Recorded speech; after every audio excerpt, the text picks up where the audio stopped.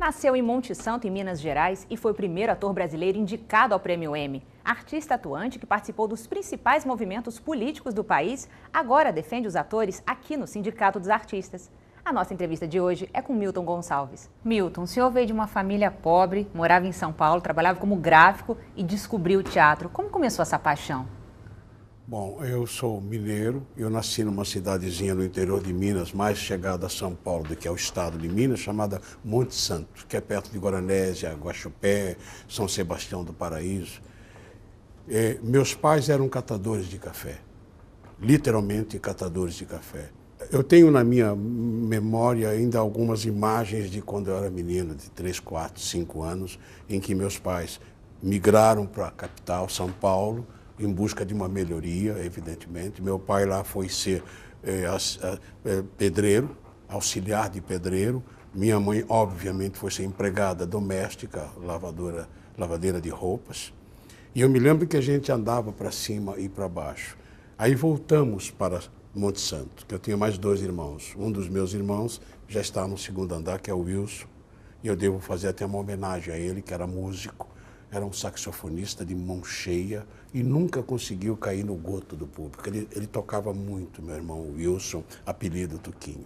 E tenho a minha irmã, que mora em Santos, São Paulo, e aí a família, o resto da família toda lá. Então, em São Paulo, eu fui babá de criança, eu fui ameaçado de ser levado embora para outro continente, porque eles queriam me levar como isso.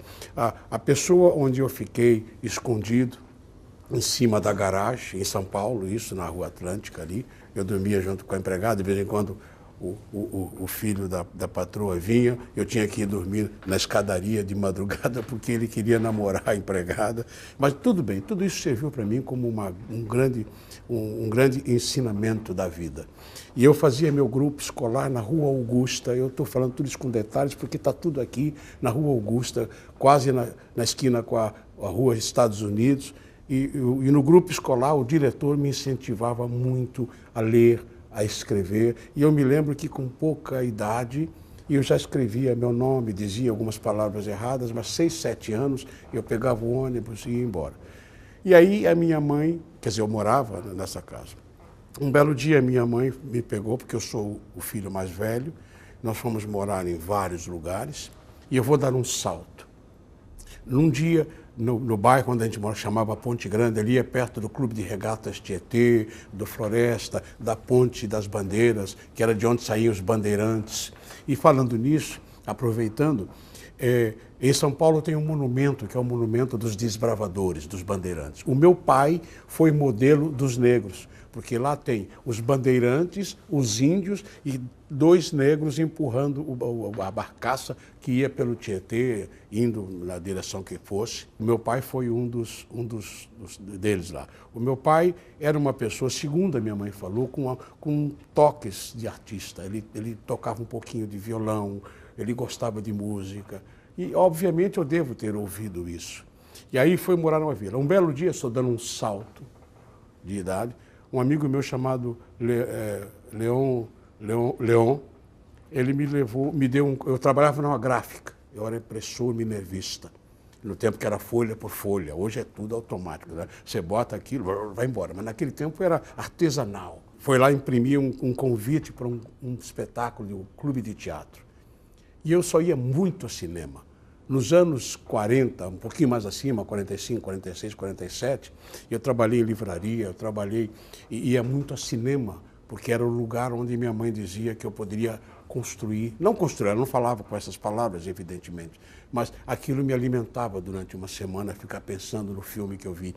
A grande maioria era de filmes de americanos na Segunda Guerra Mundial. Obviamente, todos os americanos eram os meus heróis. Eu tinha uma outra visão de vida. Né? Quando matavam os japoneses, eu dizia, tem que matar. Quando matavam alemães, tem que matar os alemães.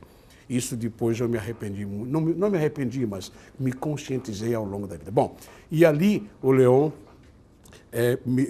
ao ele levar lá, e eu imprimi, A Mão do Macaco era a peça. A Mão do Macaco. Eu perguntei para ele, o que é isso aqui? Ele falou assim, isso é teatro. Eu não tinha a menor noção do que era teatro. Ele falou assim, Você quer ir lá? Quero. Aí fui eu, um amigo meu, ele deu 2 ingressos, um para ele, um para mim. Botamos um paletó com gravata em São Paulo, que era obrigado a andar de gravata para cima e para baixo. E fomos ver Na Mão do Macaco. Eu levei um susto tão grande daquilo que eu vi no palco, que eu falei, meu Deus do céu, o que é isto? E era uma coisa que me deixou, sabe, inebriado, me deixou, sabe, espantado. Como é que alguém com carne e osso, representando um texto, que eu não usava esses termos, evidentemente, como é que eles poderiam criar uma emoção tão grande? Na vez seguinte que nós nos encontramos com o Leonel, ele perguntou, gostou? Digo, gostei. E como eu sempre fui um pouco metido, disse, gostei e sou capaz de fazer. O passo seguinte foi me chamar para o clube de teatro para fazer um preto velho. Não era um preto velho, era um criado qualquer no clube de teatro. Este clube de teatro tinha um espetáculo para crianças, infantil, e um espetáculo adulto por mês. Eu fui para o espetáculo infantil. No meio do caminho, o espetáculo de adulto precisava de um preto velho. E não tinha. Então, me promoveram a preto velho na peça de adulto. E, obviamente, eu era um inepto, eu não tinha a menor noção do que era aquilo. Aí ensaiei, porque eu sabia todos os textos, né? Eu sabia o texto todinho, e ia, e aí a gente estreamos no Teatro Colombo, no Brás, não tem mais esse teatro. Estreamos lá. E o que aconteceu? Eu fiquei inebriado, porque, meu Deus do céu, como é que é isso? Eu estou aqui dentro. Não é? Após aquilo, eu fui chamado para um outro produtor para fazer o teatro com ele, com o grupo de teatro. E com esse aí eu dei um salto. E nesse tinha um cara chamado Sérgio Rosa, que fazia o Príncipe e o Lenhador, a peça. O Príncipe e o Lenhador. O Benjamin, que era o rei, a princesa, a filha dele, a ama, mais uma pessoa da corte, e o feiticeiro e o lenhador que salvava a menina, a filha do rei, que era uma menina louríssima, de olhos deste tamanho, azuis, não é? E o Benjamin, que fazia o pai, faltava muito. E aí o diretor dizia sempre para mim, vai lá e ensaia com ele, porque ele faltou. Um belo dia, Egídio Oeste, o nome dele. O Egídio se virou assim, você vai fazer o rei. Eu fiquei olhando para ele, como eu estou te olhando agora, você está me gozando. Ele disse, Egídio, olha bem para mim. Ele disse, não. Temos umas coisas modernas que a gente já faz agora e você vai fazer o rei. Mas, Egídio, olha a princesa, ela era louríssima, de olhos azuis, não era tingido, não, era loura de olhos azuis. E eu, nariz chato, pretão, beiçudo, não é? Ele disse, não, eu tenho um maquiador aí, um maquiador grego que é sensacional, um Charatzares da vida, ele vai fazer uma coisa maravilhosa. Tá, ok. E aí eu embarquei, muito assim, meio complicado, tal, foi. Aí veio a maquiagem e eu me olhava no espelho. Eu tenho uma fotografia em casa, não está aqui, não sei onde é que está. Eu pintado de... Sabe, já imaginou aquelas fantasias que você... maquiagem que você bota aquela pasta branca? Cara branca. Foi isso que ele fez. Então estava meu nariz chato, meu beição do lado de fora. Aí eu aceitei fazer, então vamos fazer, seja o que Deus quer. É isso que você quer? É isso que você quer. Então, tinha um momento na peça, é uma peça infantil, em que entrava o feiticeiro e sequestrava a menina, e eu dizia, minha filha, eu vou te salvar. E aí vinha o lenhador, que era o Sérgio Rosa, e que saía e tal. Para mim foi uma descoberta do universo. Né? Para mim, mesmo tendo essas dificuldades, né, internas, né, de ser maquiado de branco, todas as vezes em que, quando a princesa estava saindo, e ela gritava, papai, me salve, meu pai, não deixe ele me levar. E aí o pai respondia, vou te salvar, minha filha. Todas as crianças da plateia se viravam para mim. Não só as crianças, como os pais das crianças ficavam olhando, como ele é pai. Né? Aquela maquiagem muito louca. Bom, dali o Sérgio acabou a peça, tal, a gente fez em vários lugares. Aí, isso aí, algumas pessoas fizeram até escreveram sobre essa coisa da maquiagem, da não necessidade de ter o physique de role do personagem, mas você colocar um outro ator com a outra etnia, como eu, né, fazer um papel branco. Falaram muito de coisa. Um belo dia o Sérgio me encontrou, e eu não tinha telefone, obviamente, mas eu frequentava o meio né, o meio artístico, eu ia, olhava, todo mundo estagiado. Cheguei para minha mãe e falou assim, mãe, eu não quero, eu quero ser ator. Eu quero ser ator. E ela dizia, ih, meu Deus do céu, que coisa de louco. Não, eu quero ser ator, mãe. E fui lutando. Um belo dia, indo aos núcleos onde as pessoas se reuniam, né, na cidade, ali perto da Consolação, por ali, eu encontrei o Sérgio. Eu estou atrás de você, rapaz. Tem uma peça, aí veio um diretor novo dos Estados Unidos que vai fazer uma peça no Teatro de Arena. Você precisa ir lá para fazer o papel, tal, deu as dicas todas. E eu fui. O teatro, se eu chorar, não liga, não. Era o Teatro de Arena. E o diretor era o Augusto Boal, em que ele estava recém-chegado nos Estados Unidos, após um longo curso no Actors Studios, lá nos Estados Unidos. Qual foi a importância do Teatro de Arena na sua formação, tanto artística quanto política? Antes de eu ir para o teatro, na gráfica, na farmácia, onde eu trabalhei, eu tinha, entre outros, o Sr. Guido Del Picchia, que era primo do Menotti, sendo que o Menotti era segundo lá, era de extrema direita, e o Sr. Guido era de extrema esquerda, eles eram primos. Trabalhava com o Sr. Guido na farmácia, eu aprendi a fazer pomadas, aprendi uma série de coisas com ele, inclusive elementos de opinião política, que eu obviamente, mais ouvia do que falava. E ele me falava sempre das coisas, das lutas, essas coisas sempre me entusiasmaram muito. Cada vez que se fala das revoluções, cada vez que se fala da busca dos direitos civis, dos direitos igualitários, isso até hoje me emociona. Quando eu encontro pessoas que têm esta fé, que têm esta vontade, eu tenho um respeito muito grande por essas pessoas, porque eu passei por isso. Então, eles me deram, vamos dizer assim, num certo sentido, um certo direcionamento. Agora, eu não posso ser um comunista porque eu acredito em Deus, eu acredito nos orixás. Como é que eu vou ser comunista? Mas eu podia juntar uma coisa a outra. E eu mesmo me auto-identifiquei como socialista, ou seja, a cada um de acordo com a sua necessidade. Até hoje eu tenho esta formação, a cada um de acordo com a sua necessidade.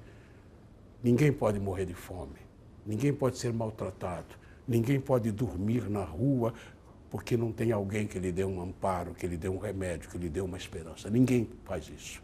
Aqui, todas as vezes que eu venho para aqui, em que eu passo por essa rua aí, Senador Dantas, e aqui me dá uma certa indignação, porque estão todos eles jogados lá no chão. E ninguém vai lá cuidar. Não vai saber se ele está com fome, se ele não está com fome. Ah, ele é vagabundo. Não, não é. É um ser humano que no meio do caminho desviou. Bom, voltando lá. Então, vamos dizer assim que com esta escola, ou com este ensinamento, ou com esta entrega com o Sr. Guido Del Picchia e outros, porque ele foi dono de uma livraria que chamava-se Livraria Elo. O que era a Livraria Elo em São Paulo, ao lado da Catedral? Tornou-se um lugar onde os comunistas se reuniam. Num determinado dia, no tempo e no espaço, alguém botou a mão no meu ombro e disse, você é o nosso mensageiro. Eu era jovem. Sabe quem era? Era Luiz Carlos Prestes. Em 1947, no primeiro comício do Partido Comunista Brasileiro, em São Paulo, no Vale do Anhangabaú, eu estava lá, embora não soubesse tudo. Instruído pelo meu patrão, Guido Del Picchia, que se acontecer alguma coisa, não vá na direção do palanque, vai para 9 de julho, porque senão você vai ficar preso. Naquelas alturas, alguém tinha me ensinado a dar 3 tiros, a medo, 3 tiros, você vai ser um guerrilheiro. Que você é um guerrilheiro? Não era esse o meu. Eu pratico tiros hoje, mas não era para isso, é para vencer a mim mesmo o tiro. Então, o que aconteceu? Tudo isso que eu aprendi na Livraria Elo, que as pessoas que frequentavam a Livraria Elo, que eram no partido, eles de vez em quando me chamavam e conversavam comigo, às vezes, né, e falavam comigo.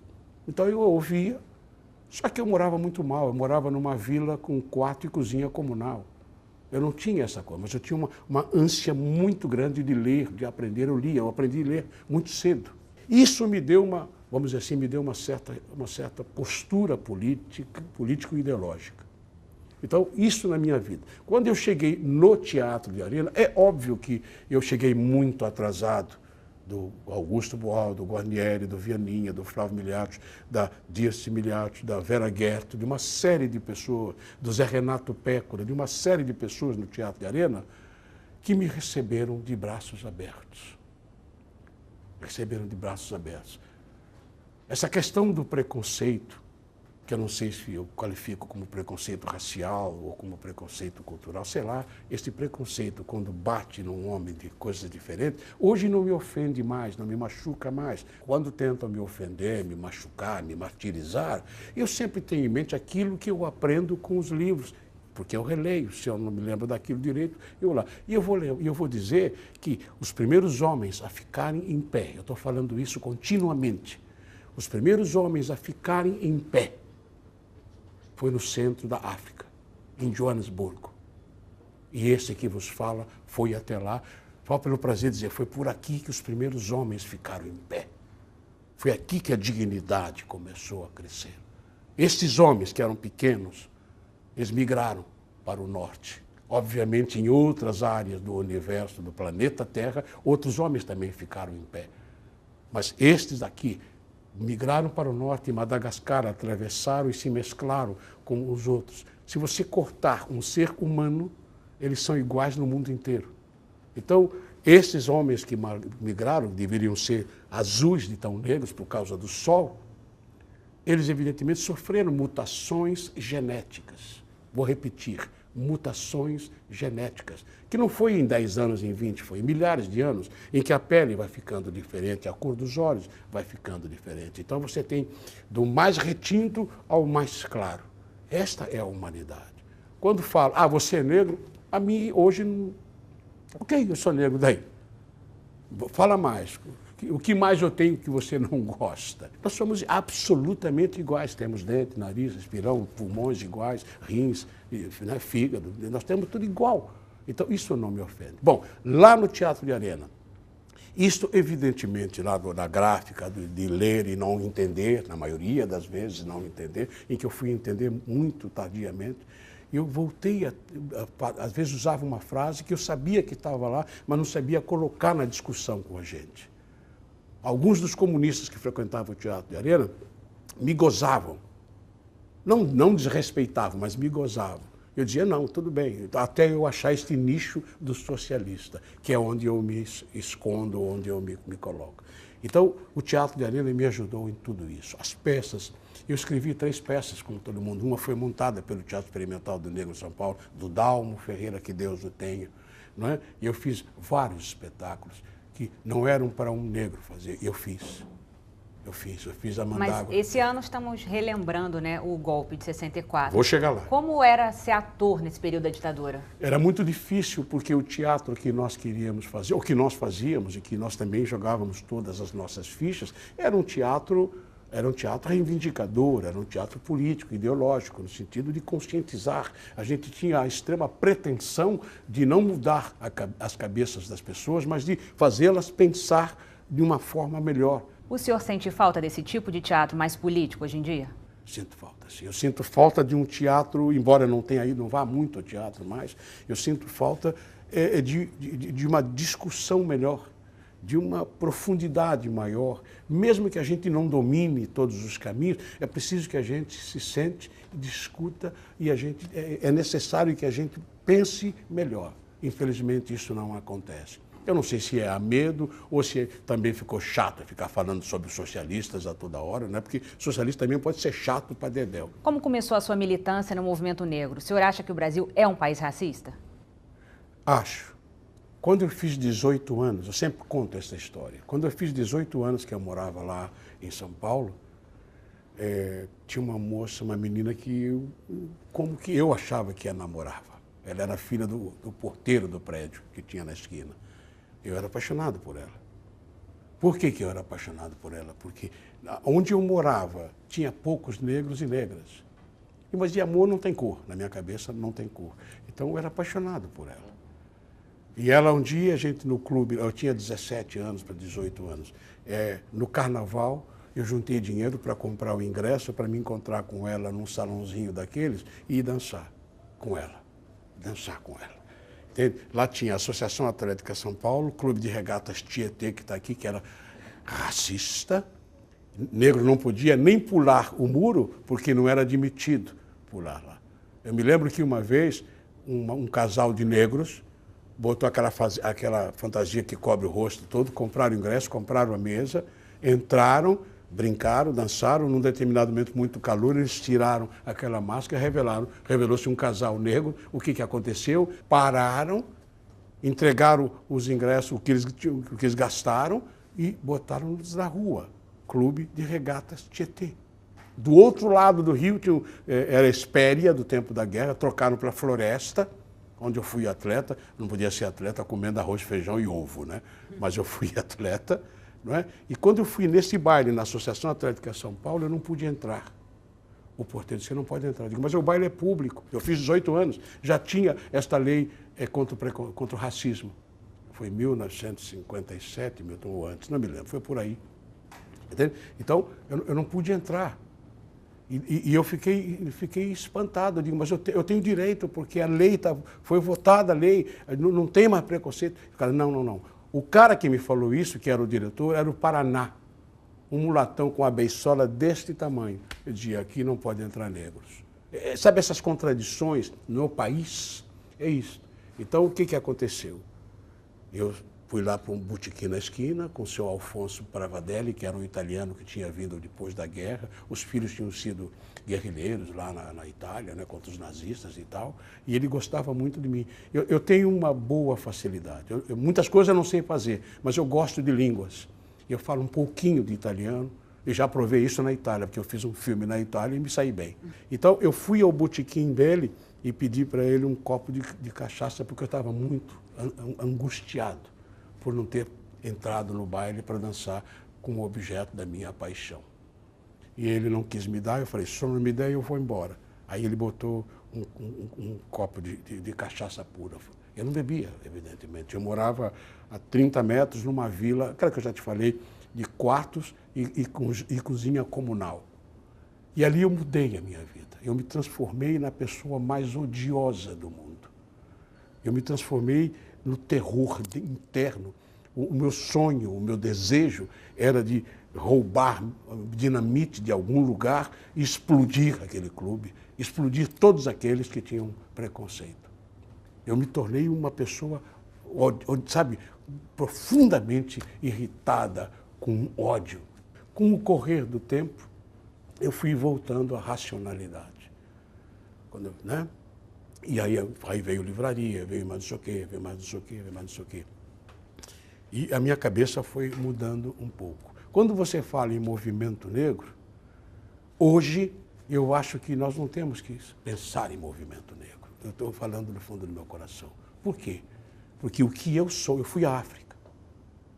A minha empresa me mandou para a África, o governo brasileiro me mandou para representar o Brasil no FESTAC, que foi em Nigéria, Lagos, Nigéria, e eu era um dos representantes. Eu levei um susto, quando eu cheguei lá, tinha carro da embaixada para me levar. Como? Não, eu vou naquele, não, é aqui, entendeu? Então, eu andei um pouco por este mundo de Deus. Na minha cabeça, claro que existe um preconceito, talvez respondendo a sua pergunta, um preconceito muito profundo. Mas eu acho que a estratégia nossa de brasileiros negros, descendentes de africanos, tem que mudar. Eu não posso permitir que alguém me empurre de lado, tenha preconceito comigo, porque eu tenho uma pele negra. E como o senhor vê o sistema de cotas? Eu não sei o suficiente para dizer que não quer dizer nada, mas eu acho que cotas não vai resolver nada. Por que não vai resolver nada? Porque nós, brasileiros, descendentes de africanos, somos a grande maioria deste país. Então, se nós somos a grande maioria deste país, nos cabe eleger pessoas que mudem a lei, que mudem as coisas, que mudem os costumes. Ao longo do tempo, mudem os costumes. Eu sou um brasileiro, negro, descendente de africanos. Trabalho, não devo absolutamente nada a ninguém, pago as minhas contas, tenho 3 filhos maravilhosos, tenho um neto, tenho os meus amigos. E eu não posso ir, porque ele é negro? Não. Nós, brasileiros negros, deveríamos pensar melhor e eleger, em alguns lugares, governadores negros, brigar para botar senadores negros. E negro, para mim, não é aquele que tem um 10º, um 5º, um 16º, um 30º. Ou é negro ou não é.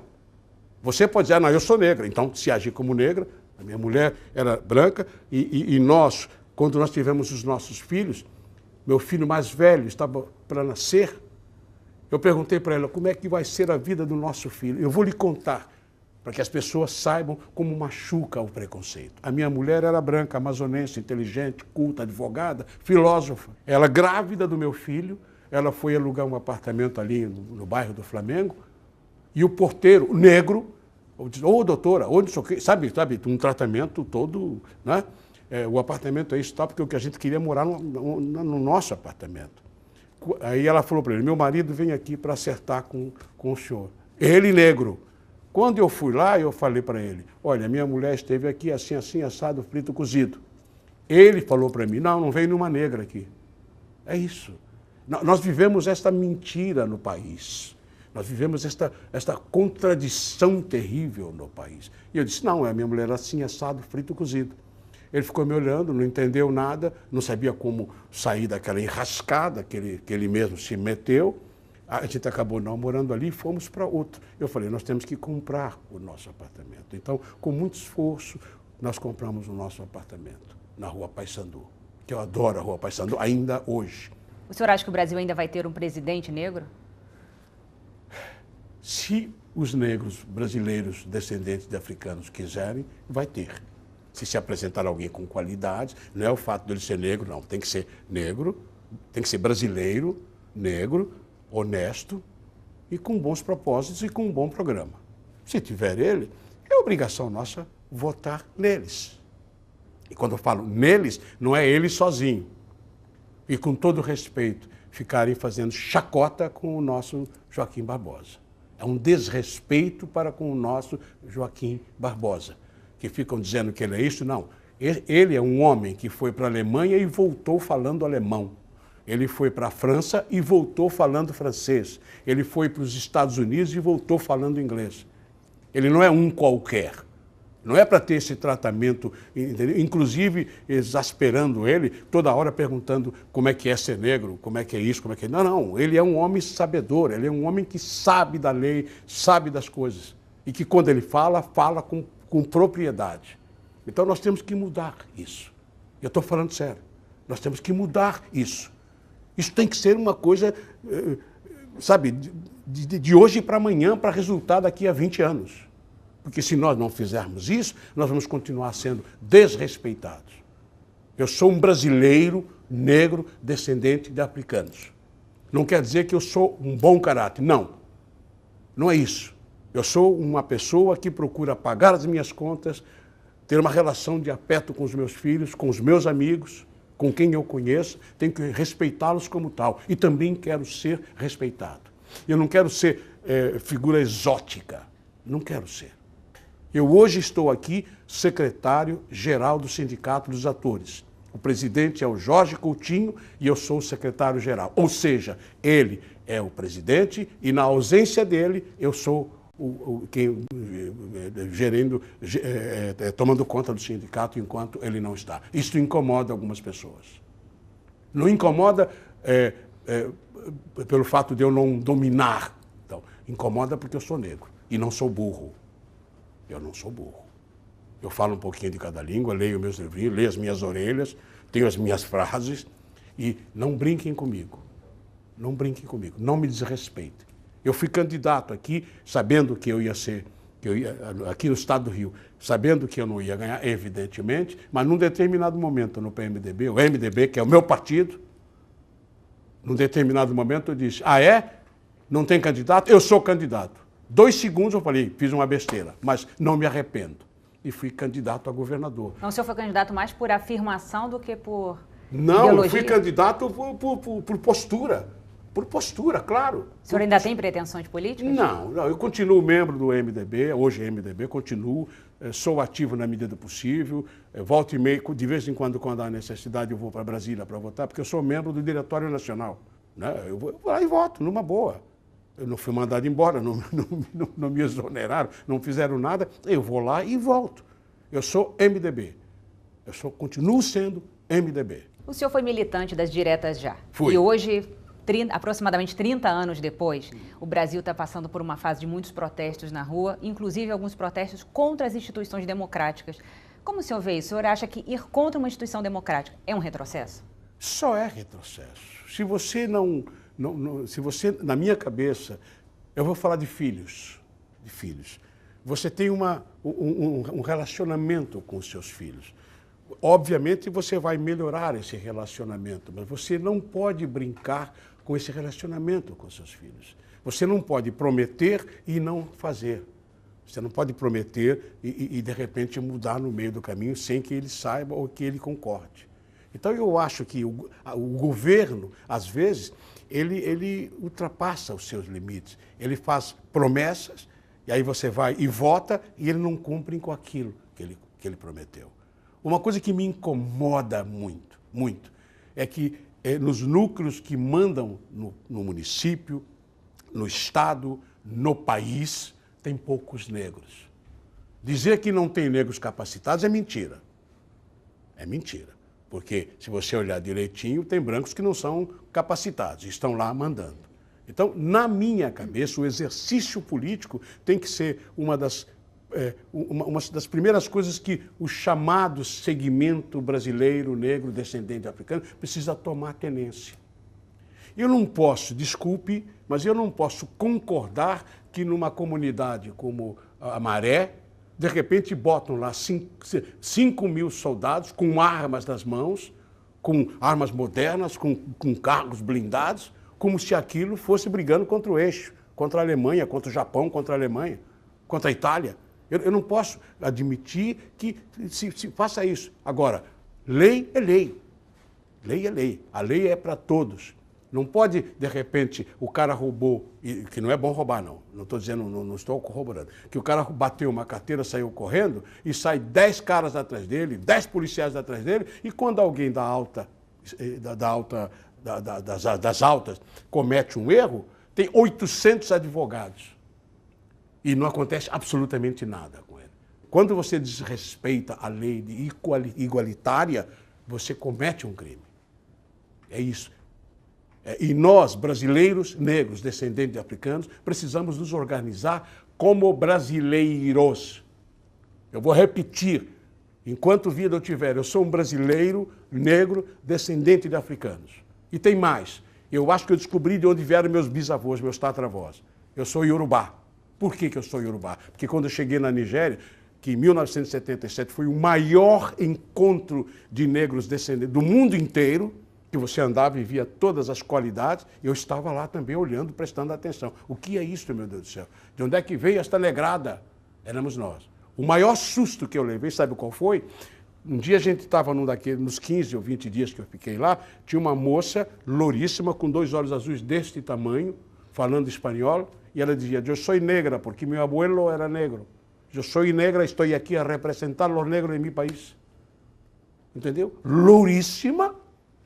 Eu achei tão bacana da parte dela. Nós, negros, descendentes de africanos, nós estamos espalhados muito mais do que nós imaginamos. Só que nós estamos esquecendo de nos politizar, de entender melhor esta questão do mando, esta questão de eleição, essa questão de projetos. É tão complicado. É isso. Eu estou misturando um pouco, mas um negro vai e bate uma carteira. Está errado. Está errado. Ele não tem um advogado ao lado dele. Aí alguém do mando faz uma besteira qualquer, tem 5 advogados. É injusto isso. E eu quero ver nas câmeras, nas assembleias, muito mais negros do que lá estão. Acho eu, sou pretensioso, que nós temos que colocar 50% de pessoas não ligadas aos negros, mas esta categoria social, política, econômica, que é o negro na sua pobreza, na sua carência de ensino, na sua carência de moradia decente. Veja no jornal de hoje, o número de pessoas jogadas, deitadas no chão, porque saíram de lá, saem do prédio não sei de onde, e não tem nada que melhore a vida deles. Nós temos que tomar vergonha. Nós, brasileiros, negros, descendentes de africanos, temos que tomar tenência. A gente tem que saber e botar na nossa cabeça que nós somos donos também. Eu não sou do movimento negro, não tenho nada contra. Quem acha que é bom, fique lá. Mas eu sou brasileiros, negros, descendentes de africanos. Milton, o senhor faz parte da história da televisão e está lá desde os primórdios, né? Só na Globo, desde o início. É na Globo. O senhor abriu muito mercado também para negros dentro da televisão, fazendo bons papéis, não só de empregados, mas de detetive, de advogado, sempre com bons papéis e boas atuações. Como você entrou na TV e qual a importância dos negros estarem em bons papéis, estarem bem colocados na televisão para o reflexo da sociedade? Em 1964, no dia 3, a 1h da madrugada de abril, eu estava na porta da Uni, aqui no Rio de Janeiro, ali onde tem o prédio da Uni, estava eu, o Haroldo de Oliveira, que era um ator também negro, na portaria tinha um sargento da aeronáutica, em cima tinha um soldado da aeronáutica com um fuzil, e o sargento estava com uma submetralhadora portátil, e lá atrás não tinha o mar não vinha, o mar vinha até o muro da Praia do Flamengo. Depois é que mudou, o Lacerda fez o aterro do Flamengo. E eu estava ali um pouco para olhar e tomar conta e avisar qualquer coisa ruim que pudesse acontecer, ou estava ali também por bobagem da minha parte, mas eu estava ali a serviço. E eu olhava sempre para 2 carros que vinham da direção da cidade. Eu sempre olhava, sabe, aquela coisa começou a me incomodar, os 4 carros parados na rua. Num determinado momento, a 1h10 da madrugada, do dia, no caso, dia 1º de abril, o primeiro carro acendeu as luzes, eu olhei, aí foi uma sequência. Acenderam as luzes, eles de repente, e eu gritei para o outro, corre que é bala. Ele falou, o quê? Corre que é bala. E aí ele saiu correndo e eu me joguei no chão, com muito medo. Os 4 carros passaram, dando tiros, com os calibres mais estranhos, de 22 a 45. Pum, pum, pum, pum. O sargento caiu, eu caí perto dele, rezando para não conferirem se eu estava morto. Não era o meu que estava lá, era um cara que estava na porta da Uni. O Haroldo estava lá e eu fui me arrastando na direção do Haroldo, levantei, atravessamos a pista, aí veio o ônibus 137 da linha General Osório Central do Brasil, entramos com o Haroldo mostrou, eu achei que era um tiro no braço, ele falou assim, no braço não, aqui também ele tinha um buraco de bala aqui, de 22. Mais 2 dedinhos, ela tinha entrado no coração, e aqui. E aí o motorista, o cobrador, deu aquela flanela para segurar o sangue dele. Eu não vou chorar, não. Não vou chorar, não. O pano aqui, não vou dizer que estava ensanguentado, não estava, mas para tentar estacar um pouco o sangue, aí o motorista do ônibus saiu, desviou, nos deixou no hospital da Praça da República e foi embora. E nos primeiros momentos o Haroldo foi maltratado. Foi maltratado. Porque o policial que estava lá dizia, vocês foram assaltar alguém. Eu digo, não foi isso, nós estamos em tal lugar assim, assado, frito. Ele disse, deixa eu ligar para a casa dele. Não, não pode ligar. Eu digo, deixa que eu ligo, porque o pai dele é cardíaco. Se der uma notícia às 2 da madrugada que o filho dele, o pai dele pode ter uma coisa qualquer. Me deixa eu ligar. Não, mas eu quero. Acabei ligando, falei com o irmão dele. O irmão dele, o Jorge, doutor Jorge, que hoje acho que é coronel do Corpo de Bombeiros, o Jorge foi lá, quando o Jorge chegou lá, para a sorte do Haroldo, aqueles médicos jovens que estavam lá eram contemporâneos do Jorge. Então, o que você está fazendo aqui? Não, meu irmão, ele é teu irmão. Mudou tudo, mudou da água para o vinho. É isso, são essas coisas. E aí, dali, eu saí dele, obviamente, com o coração na boca, voltei para lá, para a Uni, encontrei o Coutinho, o Jorge, o meu presidente, e ficamos lá conversando. E dali a pouco eu me toquei que, de repente, eu ia ser preso também. E eu ia morrer. Porque se eu tomasse um tapa, eu ia reagir. É evidente que eu ia apanhar muito, eu ia morrer. Então, eu morava num hotel que tinha lá no Leblon, dos espanhóis, e eu, quando chegava lá, nesses 2 ou 3, já namorava a minha mulher, quando eu cheguei lá, eu fiquei com muito medo. Até que o espanhol foi me buscar, disse, venha para cá, não sei o quê, já sei o que aconteceu, fica aqui, coma aqui, beba café aqui, quando você puder pagar, paga, se não puder, não paga. E aí eu fiquei andando para lá e para cá em busca de emprego. Eu não sabia o que fazer, estava assim, um tostão. Aí, num belo dia, os irmãos José Renato Santos Pereira me procuraram, porque eles me conheciam de antes, eu tinha feito 2 ou 3 participações nos filmes dele. José Renato e José Geraldo Santos Pereira.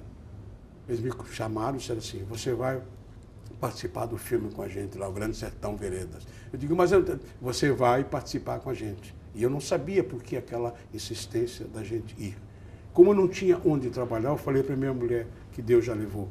Olha, eu vou para lá porque é a única forma que eu tenho de ganhar algum dinheiro. Porque eu decidi ficar no Rio de Janeiro. Quando eu voltei 59 para 60, eu fui em casa com a minha mãe em São Paulo. Eu disse, eu não volto mais, eu vou morar no Rio, eu não saio mais de lá. Porque eu já estava aqui já há alguns anos. Eu falei, eu não volto mais, mãe.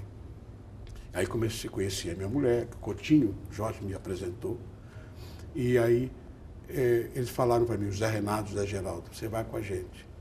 E eu fui para lá, né? Fiz lá uma participação. No meio da temporada, tinha um senhor lá, o maquiador, o senhor Marques, que era o maquijador, que falava sempre, eu sou maquijador, pero não sou bicha, que era um amigo. Ele acabou se suicidando na Glória, né, por falta de trabalho. E ele fazia um personagem que ele não sabia andar a cavalo. Então chamaram o Otávio Graça Mello, o pai do Guto Graça Mello, que eu conhecia de São Paulo. E olha, essas coisas como são loucas. Lá em São Paulo, um dia o Graça me chamou para dirigir um programa. Eu dizia, mas eu não entendo, a televisão não tinha a importância que tem hoje. Eu dizia, mas eu não sei, eu nunca fiz, não, quero que você dirija. E eu fui lá, de qualquer maneira, dirigi lá todo mundo. Obviamente eu fugi do pessoal da Arena para não atestar desconhecimento da matéria. Não é? E nesse filme, em 1960 e tal, né, eu fui para lá. E lá com ele, final de 63 no caso, 63, lá no final, ele falou assim, o que você vai fazer quando você voltar para São Paulo? Eu digo, não sei. Ele falou assim, vai para o Rio, fica lá comigo. Foi quando eu decidi, eu avancei. Quando eu falei para minha mãe, não quero mais, eu quero ficar no Rio, não sai mais de lá. E aí ele falou assim, vai em tal lugar que nós vamos inaugurar uma nova televisão e eu sou a pessoa que vai formar o elenco. E eu quero que você faça todos os testes para não falarem que você entrou pela porta dos fundos. Eu digo, ok. Então, em janeiro de 1965, eu fui para a rua Pacheco Leão, entrei lá, fiz o meu teste e em fevereiro fui contratado. O meu salário era R$500. Nem me lembro se era 500 cruzeiros ou 500 reais, não me lembro, mas era uma grana. E a minha mulher naquela época ficou muito feliz, porque agora vai casar, né? Eu digo, então vamos casar. Então é isso. Então eu iniciei a minha vida, a Globo é minha, obviamente. Eu sempre falei isso para o Dr. Roberto, falo com o Roberto, com os filhos dele, eles são muito amáveis sempre comigo. Então fui na Globo, estreamos os programas da Globo, eu dirigi coisas, eu dirigi programas de humor, dirigi programas de humor, dirigi novelas. Eu dirigi uma das novelas mais famosas da Globo, foi Escravizaura, com Erval Rossano. E foi na Escravizaura que o Daniel Filho passou a direção correndo, que você teve que pegar em alguns dias? Não. Irmãos Coragem, era a novela que eu fazia um personagem e já dirigia com ele. Já tinha dirigido outras coisas. Eu dirigi programas de humor, entendeu? Eu fiz o diabo, sabe? Eu era abusado, eu fiz o diabo. Obviamente, batia de frente com um, com o outro, mas até hoje eu sou assim. Se eu não sei, eu vou aprender. Eu tenho que aprender. E foi essa ousadia que fez você se destacar tanto, por exemplo, no cinema? O Rainha Diabo é uma dos filmes que tem aquela sua atuação memorável, né? Quando o Antônio Carlos me chamou para fazer o Rainha Diabo, eu ia fazer outro personagem, que o Xavier acabou fazendo. Ele queria que um Tony Tornado fizesse o Rainha Diaba, que é um negro enorme, né? Seria uma coisa fantástica, né? 2 metros de negro e mocíssima, né? Aí o Antônio Carlos, o Tony Tornado disse, estou fora. E foi, não quero, não vou. Aí um belo dia o Antônio Carlos me ligou e disse, eu quero que você faça o Rainha Diaba. Eu falei, você está louco? Como é que eu vou fazer? Não era o outro? Não, eu quero você. Eu digo, não, mas espera aí, não, eu quero você. Meu filho, Maurício, tinha 9 anos, 10 anos, sei lá.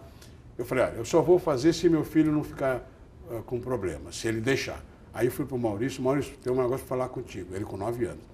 Tem um personagem assado, frito, cozido, eu vou fazer isso, assim. O que você acha? Ah, pai, vai lá. Pô, não, sabe, não me chateia, vai fazer lá. Vai. E foi embora. Aí eu fui para o Antônio Carlos e falei assim, ok, Antônio Carlos, não tem beijo na boca, não tem aquilo naquilo, não tem, nem ameaça, ok? Não tem aquilo naquilo, e quero ter o direito de se me incomodar um pouco, esta ou aquela cena, ou esta ou aquela coisa. Não. O resto a gente faz tudo, ok? Ok. E lá fomos nós para o Rainha Diaba.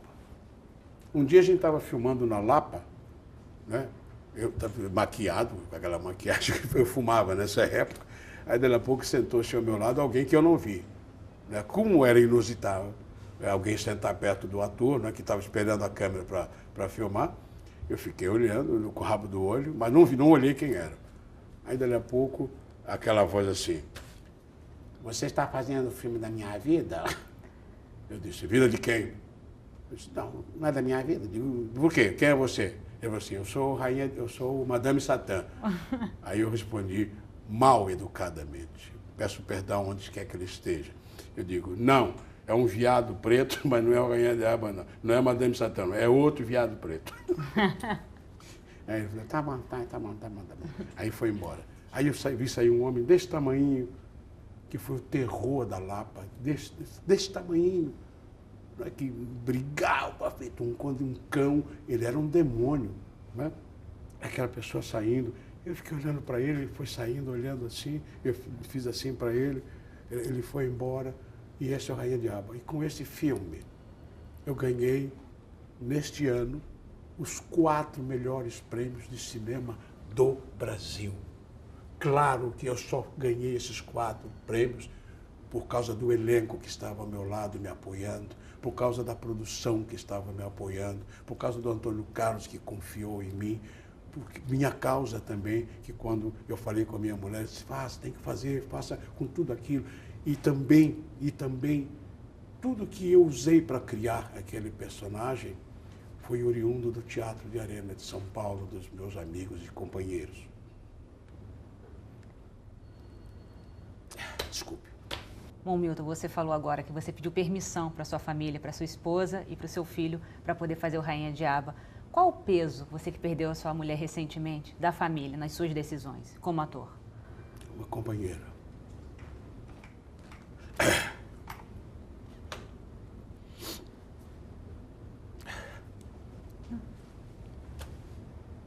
A melhor homenagem que eu posso fazer para ela, que foi uma extrema companheira e aliada, que me deu 3 filhos maravilhosos, foi amiga, companheira, sofreu todos os percalços pelo fato dela ser branca, casada com um negro sem futuro.